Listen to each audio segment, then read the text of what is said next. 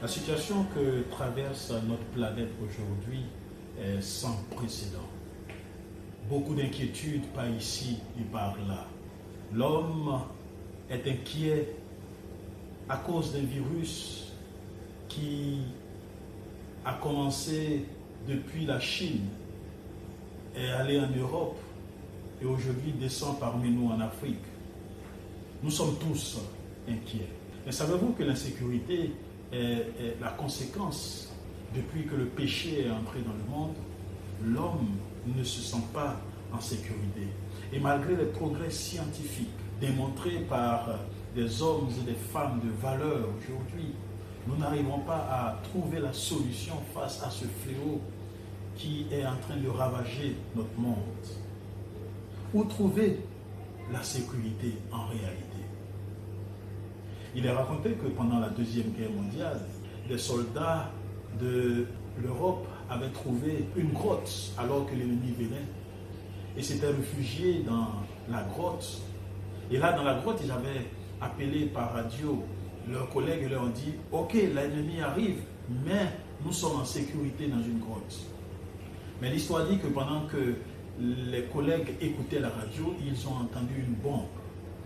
Et les 3 soldats sont morts là. L'ennemi avait mis à l'intérieur de la grotte une bombe. Et cette bombe était destinée à l'armée également ennemie, parce qu'ils savaient que s'ils se sentaient en difficulté, ils allaient se réfugier dans cette grotte. Aujourd'hui, où est-ce que nous nous réfugions face à ce fléau qui détruit l'humanité, face à cette inquiétude qui nous envahit tous? Où est-ce que nous nous réfugions? Ce matin, je m'avais vous parler de 4 choses qui nous donnent la sécurité et qui nous est enseignée par la parole de Dieu. Et la première, qui est importante et que nous devons prendre en considération, c'est la foi. La foi, c'est la conviction de l'existence de Dieu.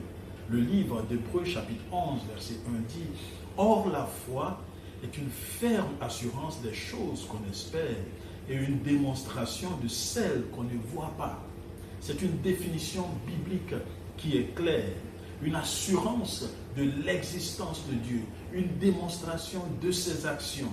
Et c'est-à-dire que quand je me lève le matin, j'ai l'assurance que Dieu est avec moi. J'ai l'assurance que c'est lui qui m'a donné la vie. J'ai l'assurance que c'est lui qui prendra soin de moi pendant la journée. J'ai l'assurance et je suis persuadé que Dieu a toujours intervenu dans ma vie en tout temps et en toutes circonstances.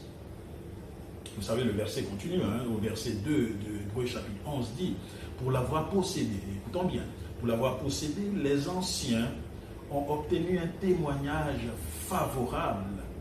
C'est par la foi que nous reconnaissons que le monde a été formé par la parole de Dieu. En sorte que ce qu'on voit n'a pas été fait par des choses invisibles. » Et cela veut dire simplement, chers amis, que la foi nous donne une sécurité sur notre origine. C'est ainsi que ces anciens dont on parle, avec cette foi, on fait face aux réalités de leur monde. Il s'agit de Noé, il s'agit d'Abraham, il s'agit d'Isaac, il s'agit de Joseph, etc., etc. Vous savez, la foi, c'est le contraire du doute. Aujourd'hui, certaines personnes disent ne pas avoir la foi. Et quand ils n'ont pas la foi, ils doutent. Ils doutent de tout. Et ainsi, ils ne se sentent pas en sécurité. C'est ainsi que le prophète Habakkuk, qui faisait face à des difficultés, où il semblait voir que les méchants réussissaient alors que les justes ne réussissaient pas. Et une fois monté sur la montagne, il a dit « Seigneur, dis-moi ce qui se passe. Je ne comprends pas. » Un peu comme ce qui se passe dans le monde aujourd'hui. « Seigneur, dis-nous ce qui se passe. » Nous ne comprenons pas pourquoi ce fléau qui est en train de faire des ravages. Et Dieu va lui répondre. D'ailleurs, lisons dans Habakkuk chapitre 2, versets 1 à 4. Il a dit ceci: « J'étais à mon poste et je me tenais sur la tour. Je veillais pour voir ce que l'Éternel me dirait et ce que je répliquerais après ma plainte, parce qu'il était prêt à répliquer. Et l'Éternel m'adressa la parole et il dit, écris la prophétie, grave-la sur des tables, une manière de dire qu'elle est éternelle, afin qu'on la lise couramment, vous et moi, aujourd'hui. Car c'est une prophétie dont le temps est déjà fixé. Elle marche vers son terme et elle ne mentira pas. Si elle tarde, attends-la. Car elle s'accomplira et elle s'accomplira certainement. Voici, mon âme s'est enflée. Elle n'est pas droite en lui. Mais, et c'est à là que j'aimerais attirer notre attention, mais le juste vivra par la foi. C'est donc la foi qui fait vivre. Et d'ailleurs, les statistiques ont démontré que ceux qui ont la foi vivent plus longtemps. Maintenant, la foi est une chose, mais il faut bien sûr la renforcer. Il faut l'avoir. Et pour l'avoir, la parole de Dieu nous dit ce qu'il faut faire, n'est-ce pas? Et ce sera le deuxième élément de notre recherche de sécurité. La Bible dit dans Romains chapitre 10, verset 17, que la foi vient de ce qu'on entend, et ce qu'on entend vient de la parole de Dieu. Donc vous avez compris, le deuxième élément rassurant tout individu et toute personne aujourd'hui, n'est-ce pas? Ce deuxième élément, c'est la parole de Dieu. La parole de Dieu dit, bien sûr, dans Psaume 119, verset 105, que ta parole est une lampe à mes pieds et une lumière sur mon sentier. Et si donc nous voulons être éclairés dans ce monde de ténèbres et difficile où nous ne comprenons rien, tournons nos regards vers la parole de Dieu. Pourquoi? Parce que cette parole, qui est la parole de Dieu, n'est-ce pas, nous donne des informations incroyables qui nous rassurent. Premièrement, la parole de Dieu nous dit d'où nous venons. Nous venons des mains de Dieu. Et puisque c'est Dieu qui nous a créés, il prend soin de nous. Il est notre Père éternel, n'est-ce pas? Et nous ne venons pas du hasard. Nous venons de Dieu. Et la parole de Dieu nous dit également d'où viennent les difficultés. Pourquoi tout ceci? Pourquoi le coronavirus? Et nous savons tous que c'est le résultat du péché. Et donc, la parole de Dieu nous rassure parce que nous savons ce qui se passe dans le monde aujourd'hui. Et d'ailleurs, n'oublions pas que Dieu a dit que tu es mon fils. Et s'il arrive que tu sois oublié par le monde d'aujourd'hui, moi, je ne t'oublierai pas. Vous savez, non seulement la Bible nous donne des informations sur le passé, mais elle nous donne aussi des informations sur le présent. Et nous savons le présent que nous traversons aujourd'hui. Aujourd'hui, les événements de notre monde bouleversent. Et l'actualité aujourd'hui est claire, n'est-ce pas? Mais la Bible nous éclaire. Et la Bible nous fait comprendre les événements actuels. La Bible nous enseigne ce qui va se passer aujourd'hui. Et quand vous lisez le livre de Matthieu, et que vous y voyez Matthieu chapitre 24, et que vous y découvrez les signes de la fin du monde, vous verrez clairement que ce qui se passe aujourd'hui a été annoncé par la parole de Dieu. Et donc, quand vous ne vous sentez pas en sécurité, sachez que Jésus l'a prédit. Mais Jésus l'a prédit pour que nous nous rendions compte de quelque chose d'important. Et cette chose importante, c'est que nous vivons le temps de la fin du monde. Et Jésus disait, de même, quand vous verrez toutes ces choses, sachez que le Fils de l'homme est proche à la porte. Donc l'événement devait nous aider à prendre conscience que le Fils de l'homme, que Jésus, est proche à la porte. Et la Bible non seulement nous parle de notre passé, nous parle du présent, mais nous parle aussi du futur. Et c'est pourquoi la sécurité se trouve là. Vous savez, beaucoup se sentent en insécurité parce que plus que jamais aujourd'hui, certains ont recours à certaines divinations pour voir ce qui va se passer dans le futur. Mes chers amis, ouvrez la parole de Dieu et vous verrez que Dieu nous enseigne qu'il y a quelque chose d'important qu'il prépare pour vous et pour moi dans un futur proche. Et si nous étudions la prophétie de la Bible, nous verrons qu'une demeure est réservée pour chaque croyant. Nous verrons que le ciel est réservé pour chaque chrétien, pour chaque personne qui s'est donnée au Seigneur. Nous verrons que Jésus prépare une place pour vous et pour moi. Nous verrons que très bientôt, Jésus-Christ reviendra. Et plus le temps passe, plus nous nous rapprochons de cette date. Oui, la Bible est quelque chose d'important. Philip Brooks disait ceci: la Bible est comme un télescope. Si un homme regarde dans le télescope, il verra les merveilles de l'univers, le monde au-delà de ce qu'il peut voir à l'œil nu. Mais s'il regarde le télescope, il ne verra rien que le télescope.